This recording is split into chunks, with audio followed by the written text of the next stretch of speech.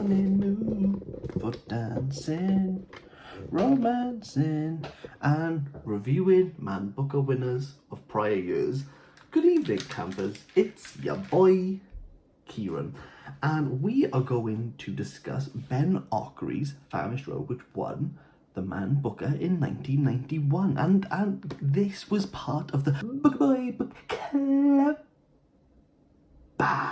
for January, and I would highly recommend, if you've not considered reading The Famished Road, to definitely pick it up after finishing this spot-on 500-page novel. I do love a round page number, but what has intrigued me most about this novel is how Ben Okri has weaved magic realism to include the mystical, the political, and the spiritual in order to give us a book that is rich, which is cutting edge and speaks about post-colonialism in a way that I haven't seen done before. I'm quite comfortable in saying if you were to say Okri's name, The Famished Road would come up, and I wasn't aware that this is the first in a trilogy of books, so ensure there will be reviews of those books coming soon as I read them, considering he's won the Man Booker and many other accolades, including the 2014 Bad Saxon Fiction Award.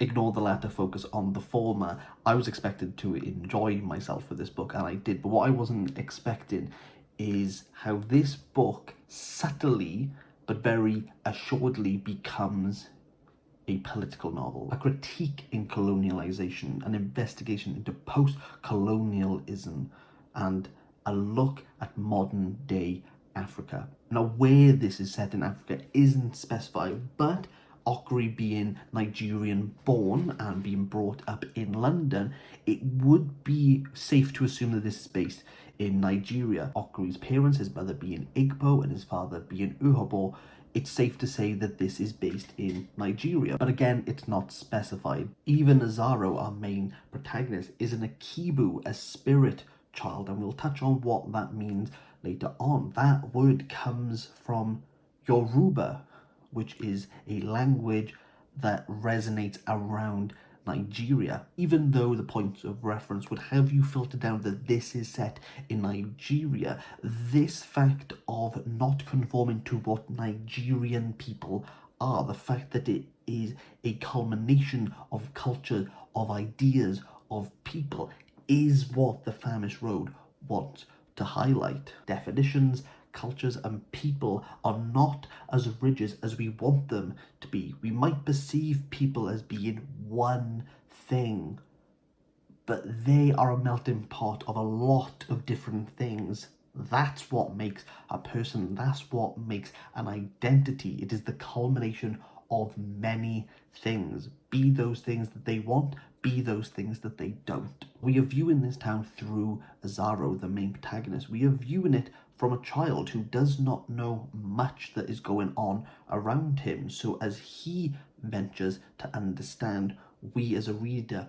go along with that ride. We understand what is going on. Your preconceptions and notions of who people are and what they stand for are going to change multiple times while reading this. Don't want to hark on, but this is such a key and vital exploration in this book, and you're forced to confront it. Azaro is constantly forced to confront this, not in a metaphorical way, in regards to who Azaro is. I said Azaro is an Akibu, but what is an Akibu? Akibu is a child that dies before they hit puberty, or that they die before the age of 12. So they were predestined to die. It is believed that the spirit is linked to the mother, so when the mother gives birth, it is the same child over again. And Azaro recollects vaguely that he remembers the poverty, the famine, the hunger, the times that he died. But Okri plays on this notion because Azaro is somewhere between death in the book, and he chooses to stay in the land of the living, not with the spirit world. Azaro is a shortened name of Lazarus. He is the child that died and came back. But Akibo is also the spirit that tried to cause the death of the child. because Azaro is now in a state of limbo, though he is dead at the same time being alive, he encounters the spirits in the real world. Only he can see the spirit, and the spirits in this book, they're demonic, violent, graphic, vulgar. The spirits are very easy to identify here, and Azaro has to come to terms that only he can see them.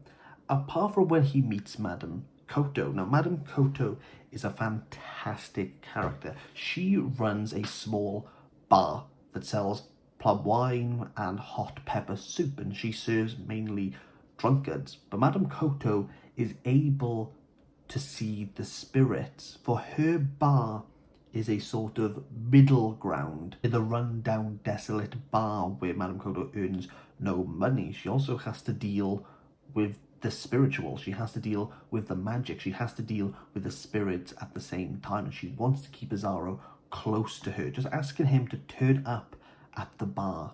She's intrigued by Azaro, she wants to learn more. And that almost becomes the demise of Madame Koto, because in this bar, due to a political campaign that goes on, she earns a lot of money. Now, with money and power, Madame Koto struggles to fit into the life that she's normally known. There's a really brilliant scene in this book where Madame Koto asks the local herbalist to perform a spiritual cleansing on her car. And you can tell that the herbalist doesn't really know what he's doing or why he's doing it. He starts advertising that he'll give this blessing out to all new model of cars for like a discounted price. But you can really see like the tension of these two worlds. Okri's always showcasing the incompatibility of these two worlds, but how these two worlds have to co-align, they have to work. There has to be some synergy, there has to be something that makes them run smoothly together. But Okri's always criticizing how this cannot happen at all. This tension, without a doubt, people want to exploit in order to further themselves. Therefore, political parties, political agendas, political voices come to the forefront, and the political parties are only there to support themselves. Azaro's father, who ends up becoming a politician, he starts running for the place, realizes that he can't make the promises that he's given to the people. The only thing he can rely on is himself. And what is Azaro's father good at? Beating people up. So he becomes a boxer. From the beginning of the novel all the way down, we see Azaro's family in financial ruin, into poverty, into famine. It's Azaro's father, the Black Tiger, and yes, it's a clear reference to William Blake's Tiger, Tiger, Burning Bright. He has to feed his family, so he earns money by boxing, by beating people up, and he relies solely on his fist, on his masculinity, on that which he knows. He doesn't need to be a powerful orator when he himself is just powerful. Let's talk about the language, the dialogue in this book. This book is engorged with ideas. It's to the brim with difficult topics. This is a political book at heart, but if you're expecting long passages, if you're expecting digressions, flowery language, this book will hit you over the head that this is not that type of book. The people here speak bluntly, sharply. Most conversations are about 5 words long. They very much just answer the question that you asked them, like efficiently. Okri won't give you anything more. To give an example, I've just opened the page randomly.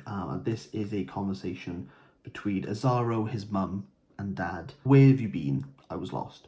How did you get lost? I played and I got lost. How? I don't know. What about Madame Koto? I don't know. She came looking for you last night. I said nothing. You didn't tell her where you were going? I can't remember. Have you eaten? Don't ask him questions, Dad said loudly. First, he must tell me where he's been. Let him sleep.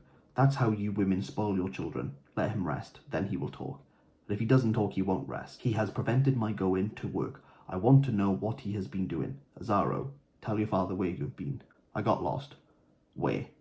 I don't know. most of the conversations are like that. You might find that dull, you might find that boring, and yes, some of the conversations in here are very repetitive. They just go around in circles, but that's not why you're reading this book. This is a novel where people struggle to articulate themselves, or trying to articulate themselves in a world where they were colonized, and they're trying to find their own voice, and they are unable to.